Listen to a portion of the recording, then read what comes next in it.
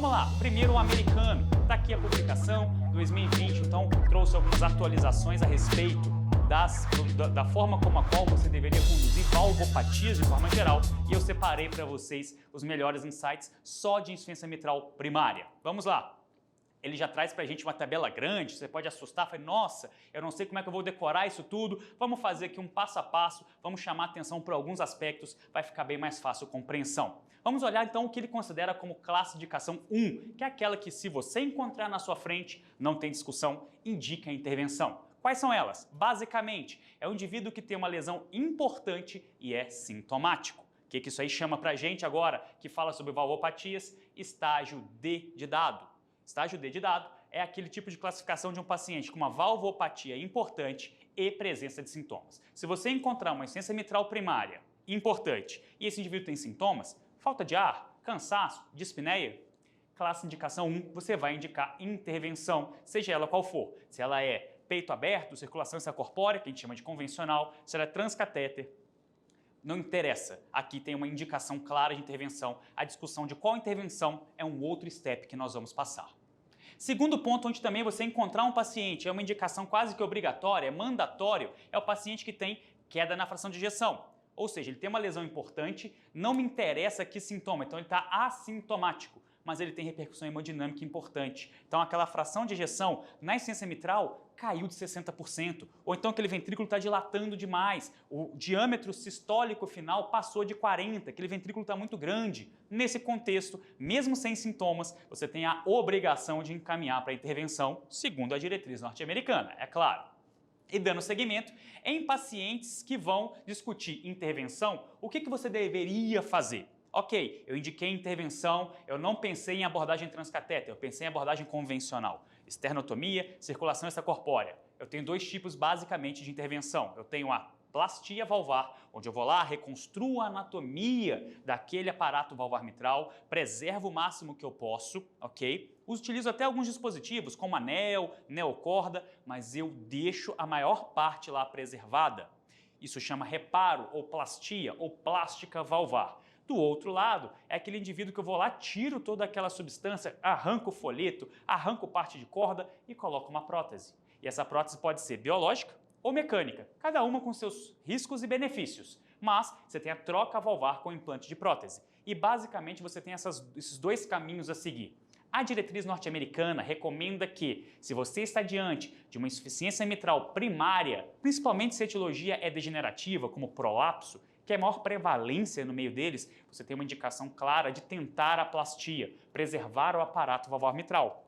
Por que essa recomendação? Porque eu evito de colocar um dispositivo externo nesse indivíduo, eu evito complicações tromboembólicas, eu evito degeneração daquela prótese. Agora, se eu fizer uma plastia, uma plástica, um reparo, isso pode durar o resto da vida. Eu resolvo o problema do paciente. Então, segundo a diretriz norte-americana, se você está diante de um paciente com insuficiência mitral primária, importante, você já indicou a intervenção, a sua preferência é reparo, é plastia, ok? E da onde veio esse racional, né? Por que a discussão aqui é de plastia e não é de troca valvar? De uma publicação bem interessante que compara, como se fosse uma análise de grupos de todos os pacientes que já se submeteram à intervenção quando você tem uma insuficiência mitral primária degenerativa, prolapso da válvula mitral, degeneração mixomatosa, ok? E aí você vê que em quase todos os trabalhos você tem um benefício de você fazer a plastia quando você fala em sobrevida, quando você fala em patência valvar, em longevidade. Então, nesse contexto, está justificado a razão pela qual a diretriz norte-americana recomenda fortemente que se você vai intervir numa insuficiência mitral primária, pense inicialmente em fazer plastia.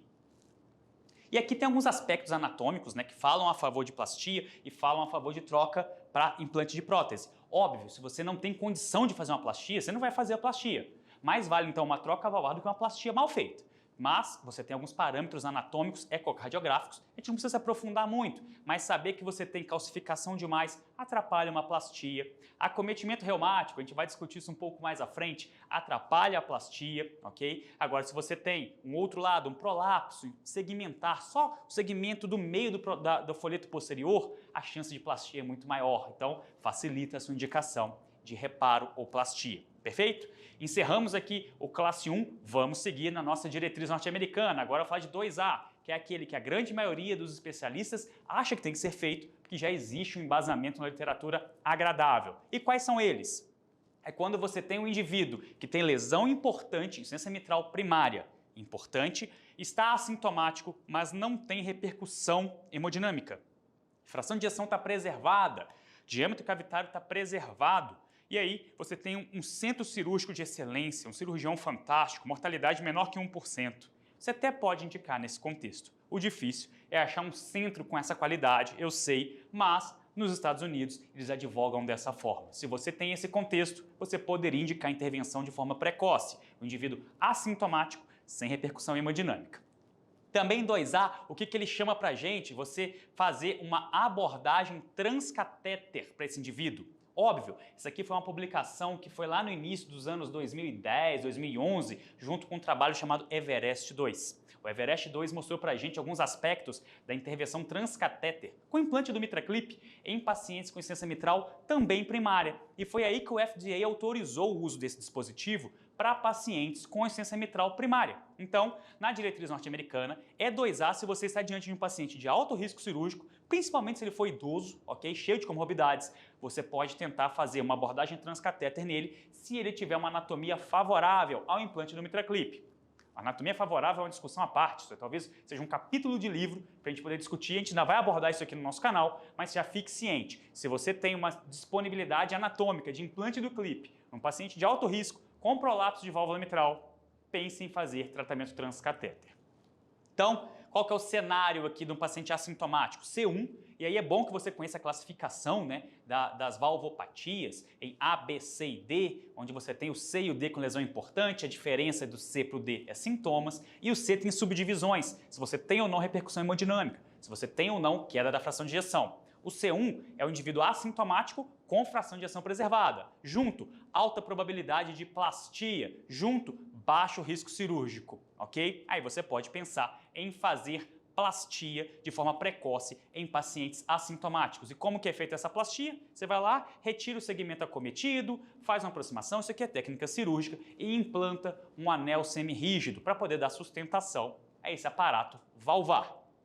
Como eu disse para vocês, o Everest 2 é uma publicação muito interessante que veio lá no início, 2010, 2011, ok? Inclusive, nós já abordamos isso aí num Valvecast nosso. Se você não conhece, pode procurar Spotify, Apple Podcast, Deezer, onde você quiser. Digita lá Everest 2, The Valve Club, e você vai acompanhar toda a descrição desse trabalho em detalhes. Eu mesmo sentei, revi todo o trabalho, trouxe todos os aspectos interessantes, uma publicação que autorizou o uso do MitraClip nesse tipo de pacientes, ok? Então corre lá, eu vou deixar o link também aí pra gente nas descrições para que vocês possam acompanhar também esse podcast. Mas aqui, para a gente poder montar um racional sobre isso e utilizar, nós temos então mais de 270 pacientes que foram divididos em braços, né? Um grupo com tratamento conservador, com abertura cirúrgica convencional, você tem ali a abertura cirúrgica convencional com circulação extracorpórea e realização de plástica ou troca valvar. E um outro braço, você foi para pacientes com implante transcatéter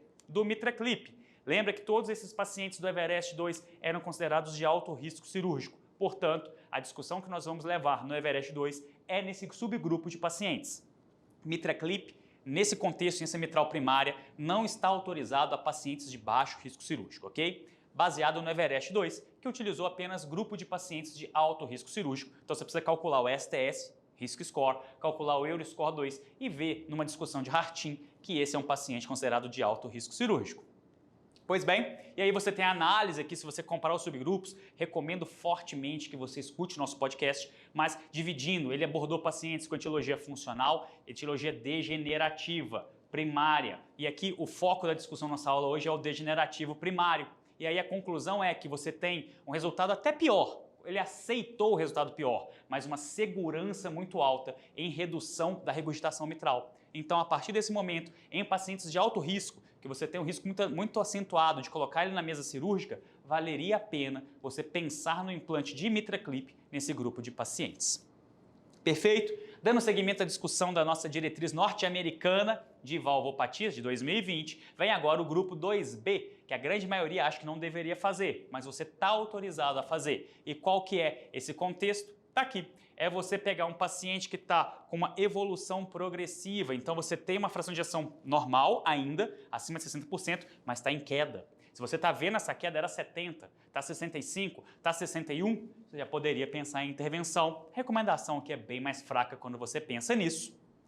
E da mesma forma, você realizar plastia em paciente reumático. Não é recomendado, pois você tem resultados cirúrgicos muito ruins. Isso vai ser bem abordado na nossa diretriz nacional, já que a gente vive muito mais com doença reumática. Então, tá aqui, se você tem uma progressão da disfunção ventricular mais ainda, dentro da normalidade, você poderia pensar em intervenção precoce no indivíduo no estágio C1, mas a grande maioria acha que você deveria aguardar um pouco mais, pois isso aí seria uma conduta mais agressiva.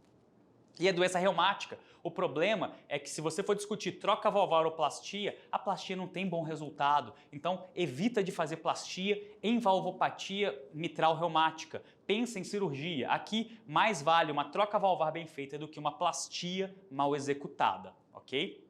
E ele chama atenção aqui como 3, classe 3, é exatamente isso que a gente está falando, né? É você deixar de fazer uma plastia num paciente que tem uma anatomia muito boa para fazer uma troca valvar. Não faça isso, pois você está agregando um risco a esse paciente, um malefício que você vai estar oferecendo para ele. A sua indicação é de plastia, de preservação do aparato valvar mitral.